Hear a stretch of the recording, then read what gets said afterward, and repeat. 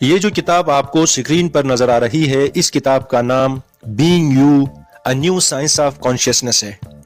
مصنف کا نام اینل سیٹ ہیں، جو دنیا کے ایک مشہور نیورو سائنٹسٹ ہیں۔ مصنف نے اس کتاب میں فلسفہ، نفسیات اور سائنسی حقائق کو یکجا کر کے انسانی شعور کے بارے میں حیران کن معلومات پیش کی ہیں۔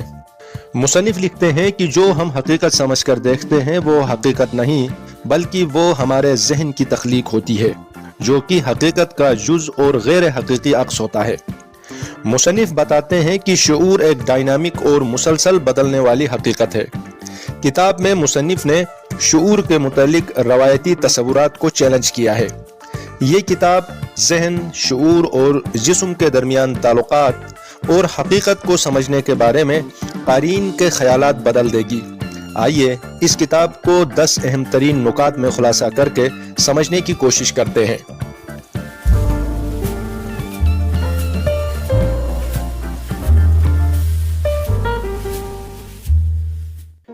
شعور کی تخلیق۔ مصنف لکھتے ہیں کہ شعور حقیقت نہیں ہے، بلکہ دماغ کی ایک تخلیق ہوتی ہے۔ شعور ذہن کا بنایا ہوا ایک ایسا ماڈل ہے جو ذہن نے دنیا کو سمجھانے کے لیے تخلیق کیا ہے۔ یہ ہمارے اندر کی معلومات اور بیرونی ماحول سے ملا کر ذہن تیار کرتا ہے۔ مصنف لکھتے ہیں کہ ہم جو کچھ دیکھتے ہیں، ہمارا ذہن پرانی معلومات کی بنیاد پر پیشن گوئیاں کرتا ہے کہ یہ کیا ہوگا، پھر ہمارے دیکھنے اور سمجھنے کی طاقت کے مطابق چیک کر کے صحیح ہونے اور غلط ہونے کے بارے میں فیصلہ کرتا ہے۔ اسی طرح جو کچھ ہم دیکھتے ہیں وہ صرف ہمارے ذہن کا تخلیق شدہ ورژن ہوتا ہے، حقائق سے اس کا کوئی خاص تعلق نہیں رہتا۔ غیر یقینی۔ مصنف لکھتے ہیں کہ حقیقت کا ادراک ہمارے لیے ہمیشہ غیر یقینی ہوتا ہے، کیونکہ احساسات اور ذہنی ماڈل کا تعلق غیر متوقع ہوتا ہے اور ہماری سمجھداری میں عدم استحکام آ جاتا ہے۔ مثلا آپ ایک منظر دیکھتے ہیں تو یہ آپ کی نظر سے ہی مختلف ہو سکتا ہے۔ اسی طرح حقیقت کا ادراک ہر کسی کے لیے مختلف ہو سکتا ہے۔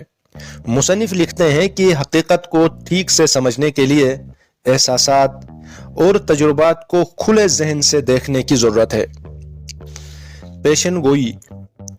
مصنف لکھتے ہیں کہ ہمارے ذہن کی اہم ترین خصوصیت پیشن گوئی کرنا ہے کہ اگلے لمحے کیا ہونے والا ہے۔ ان پیشن گوئیوں کی مدد سے ہمارا ذہن نئے تجربات کے لیے تیار رہتا ہے اور ان کی وجہ سے ہمارا شعور تشکیل پاتا ہے۔ مصنف لکھتے ہیں کہ ہم جو دیکھتے ہیں، دماغ ان پیشن گوئیوں کی تصدیق یا تردید کرتا ہے۔ جب ہم کسی جاننے والے کو دیکھتے ہیں تو وہ پہلے سے اندازہ لگاتا ہے کہ وہ کس موڈ میں ہے اور وہ کیا کہے گا۔ ذہنی مشق۔ ذہنی ہوشمندی کی مشق کرنے سے شعور کے رد عمل کو بہتر سمجھا جا سکتا ہے۔ مائنڈ فلنس کا مطلب ہوتا ہے اپنے ذہن کو اور جسم کو مکمل توجہ سے محسوس کرنا، یعنی آپ اپنی سوچوں، احساسات اور جسم کی حالت کو بغیر کسی ججمنٹ کے محسوس کریں۔ ذہن کو کھلا رکھ کر غور کرنے سے بہتر طور پر حقیقت کو سمجھا جا سکتا ہے۔ باتوں کو چیلنج کرنا۔ ہم اپنے ذہن میں بہت ساری فرضی باتوں کو سچ سمجھ لیتے ہیں، جیسے کچھ چیزیں ہمیشہ سے ایک طرح سے ہوں گی۔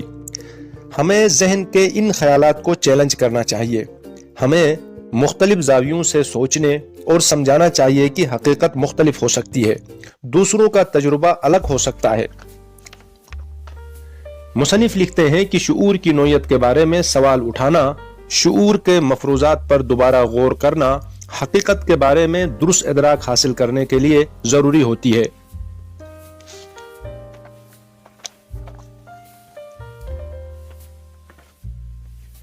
دوسروں کے تجربات کی اہمیت۔ ہر انسان کا شعور مختلف ہوتا ہے، اسی لیے ہمیں دوسروں کے تجربات کو سمجھنے کی کوشش کرنی چاہیے۔ اینل سیٹ کی کتاب ہمیں یہ بتاتی ہے کہ ہر فرد کا شعور اس کے ذہن کی خاص تخلیق ہے، جو اس کے تجربات، ذاتی حالات اور خارجی اثرات سے بنا ہوا ہوتا ہے۔ اس لیے ہمیں دوسروں کے شعور کو ان کی ذاتی حقیقت سمجھ کر احترام کرنا چاہیے۔ شعور کی پیچیدگی۔